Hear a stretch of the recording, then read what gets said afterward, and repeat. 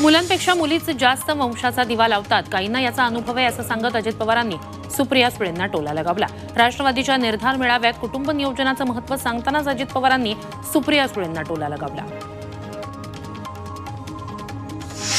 मंत्रिपद नाही तर मी तुमच्यासोबत येणार नाही असं अनिल देशमुखांनी सांगितलं, असा दावा अजित पवारांनी केला।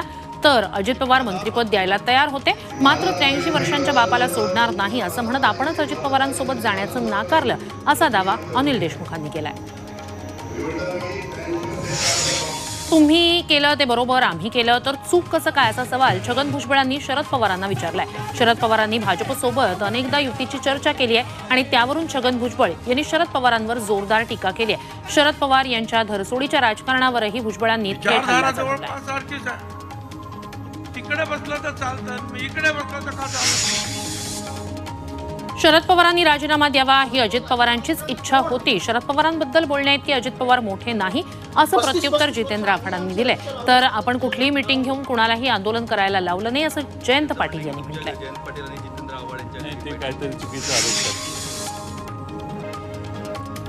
मनोज जरांगे पाटील यांच्या सभांचा आज धडाका पाहायला मिळणार आहे। जरांगे आज दिवसभरात 3 जाहीर सभा घेणार आहेत। छत्रपती संभाजीनगर जिल्ह्यात 2 तर जालना जिल्ह्यात जरांगे 1 सभा घेणार।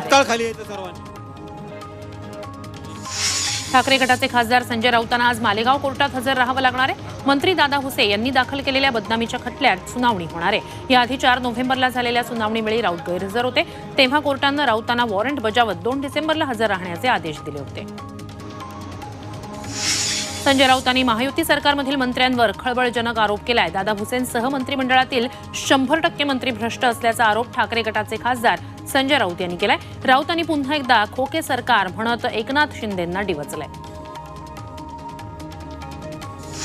नागपुरात खासदार महोत्सवात मुख्यमंत्री शिंदेंनी फडणवीस आणि गडकरींसमोरच तुफान फटकेबाजी केली आहे। फडणवीस आणि गडकरींनी गायलेल्या गाण्याबद्दल शिंदेंनी कौतुक करत दोन्ही नागपूरकर अस्सल कलाकार असल्याचं म्हटलंय। राजकारणात सारेच असूर नसतात, सुरेल माणसंही असतात, अशी टोलेबाजीही शिंदेंनी विरोधकांवर केली आहे। 13 जागा लढण्याबद्दल अमित शहा आणि मुख्यमंत्री एकनाथ शिंदे यांची चर्चा झाल्याचा दावा शिंदे गटाचे खासदार हेमंत पाटील यांनी केलाय। शिंदे गट 13 जागा लढणार यावर ठाम आहे। खासदार गेलेले तर निश्चित या शिवसेना ठाकरे गटाचे नेते माजी महापौर दत्ता दळवी यांची जामिनावर सुटका झाली। मुख्यमंत्री एकनाथ शिंदे यांना भाषणातून शिवीगाळ केल्याप्रकरणी त्यांना 3 दिवसांपूर्वी अटक झाली होती। त्यांची जामिनावर मुक्तता झाल्यानंतर त्यांच्या कुटुंबानं आरती ओवाळत त्यांचं स्वागत केलं। माजी महापौर शिवसैनिक पहिल्यापासूनच आहे, एखाद्या शिवसैनिकावरती काही असं झालं। स्वाभिमानी शेतकरी संघटनेनं राजू शेट्टी यांच्या नेतृत्वात जयंत पाटील यांच्या कारखान्यासमोर सुरू केलेलं ठिय्या आंदोलन तात्पुरतं स्थगित केलंय। मागण्या मान्य न केल्यास 10 डिसेंबरला पुणे बंगळुरू राष्ट्रीय महामार्ग बंद करू असा इशारा राजू शेट्टींनी दिलाय। सलग दुसऱ्या दिवशी कोल्हापूर महानगरपालिकेची परिवहन सेवा बंदच आहे। परिवहन विभागाच्या कर्मचाऱ्यांनी काल अचानक संप सुरू केला, त्यामुळे शहरातील 42 मार्गांवरील बस सेवा ठप्प झाली। रोजंदारी कर्मचाऱ्यांना कायम करावं, महागाई भत्ता वाढवून द्यावा या मागण्यांसाठी कर्मचाऱ्यांनी संप पुकारलाय, मात्र यामुळे प्रवाशांचे हाल होत आहेत। कळंबोली इथे खासगी बस विरोधात मनसे आक्रमक झाले। सायन पनवेल महामार्गावर कळंबोली मॅकडॉनल्ड्स जवळ कोणताही अधिकृत थांबा नसताना खासगी बस थांबवल्या जात आहेत, त्यामुळे वाहतूक कोंडी होते। या बस थांब्याविरोधात मनसे स्टाईल आंदोलन करण्यात आलं। कारवाई केल्याशिवाय एकही बस सोडणार नाही अशी भूमिका मनसेनं घेतली आहे। नवी मुंबईच्या उरणमध्ये ग्रामस्थांनी जेएनपीटी बंदरातील बोटींचा मार्ग रोखून धरला। काल रात्री देखील ग्रामस्थांनी हे आंदोलन सुरूच ठेवलं होतं। शेवा कोळीवाडा गावाचं पुनर्वसन करण्यासाठी जेएनपीटी प्रशासन टाळाटाळ करत आहे, त्यामुळेच ग्रामस्थांनी बोटींचा मार्ग रोखला। या आंदोलनात पुरुषांसह महिलांचाही सहभाग होता। गेले काही दिवस बारामती शहर आणि परिसरात अवकाळी पावसाची हजेरी कायम आहे। अचानक आलेल्या पावसानं नागरिकांची तारांबळ उडतीये। या पावसामुळे काही पिकांना जीवदान मिळतंय, तर द्राक्षबागा आणि फळबागांचं मात्र नुकसान होत आहे। साताऱ्यातील माण तालुक्याला अवकाळी पावसाचा फटका बसलाय। खडकी तुपेवाडी भागात ज्वारी पिकाचं नुकसान झालंय। पिकं पूर्णपणे जमीनदोस्त झाली आहेत। पंचनामे करून नुकसान भरपाई द्यावी अशी मागणी शेतकरी करतायत। धुळ्यात कापसाला चांगला दर मिळत नसल्यानं शेतकरी चिंतेत आहेत। हंगामात कमी पाऊस झाल्यानं पिकाला चांगला उतारा मिळत नाहीये, त्यातच अवकाळी पावसामुळे कापसाचं मोठं नुकसान झालंय।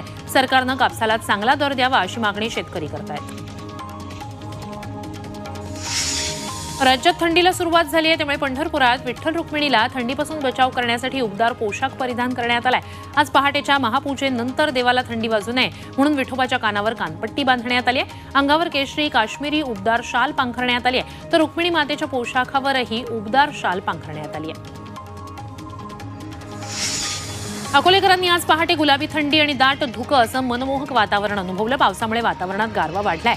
जिल्ह्यात थंडीची तीव्रता वाढतेय, तापमानात घट होतेय. सध्या तापमान 20.5 अंशांवर आलंय. जिल्ह्यात सगळीकडे धुक्याची चादर पसरलेली दिसली.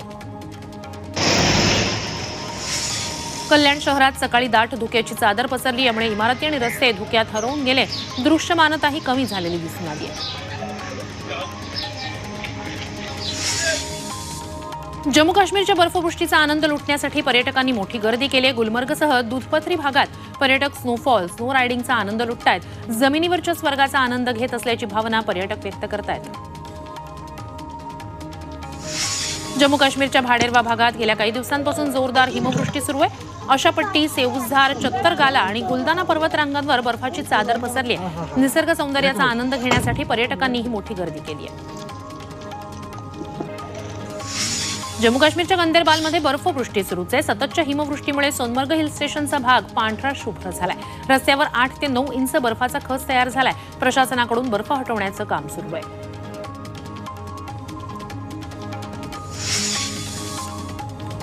नोव्हेंबर महिन्यात जीएसटी संकलनात 15% वाढ झाली आहे. हे संकलन आता 1,68,00,000 पोहोचलं आहे. 1,50,00,000 जीएसटीचा टप्पा ओलांडण्याची गेल्या 6 वर्षातली ही 9वी वेळ आहे.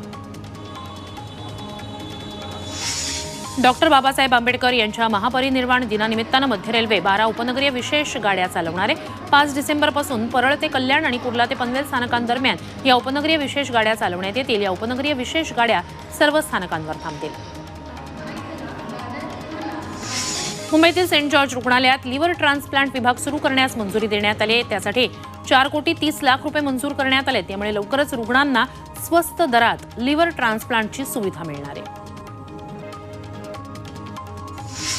मुंबईत नोव्हेंबरमध्ये घर खरेदीचा आकडा 10,000च्या आसपास घुटमळतोय. नोव्हेंबरमध्ये 9,736 घरांची विक्री झाली आहे. यातून राज्य सरकारला मुद्रांक शुल्कापोटी 712 कोटींचा महसूल मिळाला आहे. देशातील आयआयटींमध्ये नोकरीसाठी कॅम्पस प्लेसमेंटला सुरुवात झाली आहे. आयआयटी मुंबईत यंदा 200 विद्यार्थ्यांना मुलाखतीपूर्वीच नोकरीचे प्रस्ताव कंपन्यांनी दिलेत. यंदा 350हून अधिक कंपन्या कॅम्पस प्लेसमेंटमध्ये सहभागी होतील असा अंदाज आहे. रायगडमध्ये 169 सेवानिवृत्त प्राथमिक शिक्षकांना कामावर रुजू होण्याचे आदेश जिल्हा परिषदेचे सीईओ डॉक्टर भरत बास्तेवाड यांनी काढलेत.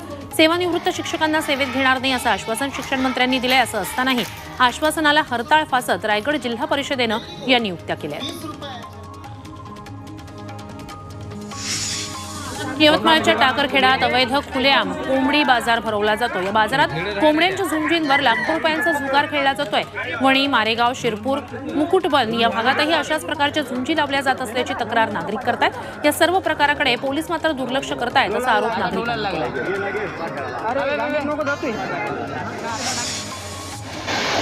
लासलगाव रेल्वे गेटवर वाहनांच्या रांगा लागल्या असतानाच अचानक रेल्वे रुळावर ट्रक बंद पडला.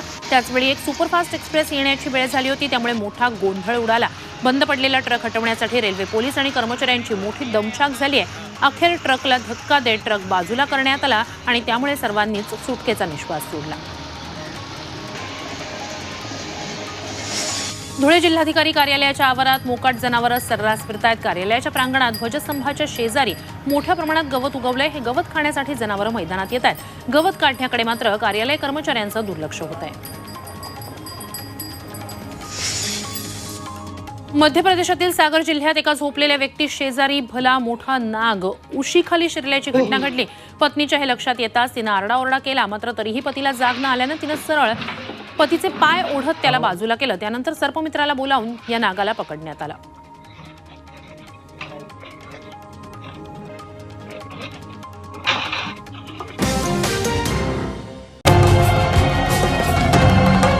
छत्रपतींचा विचार म्हणजे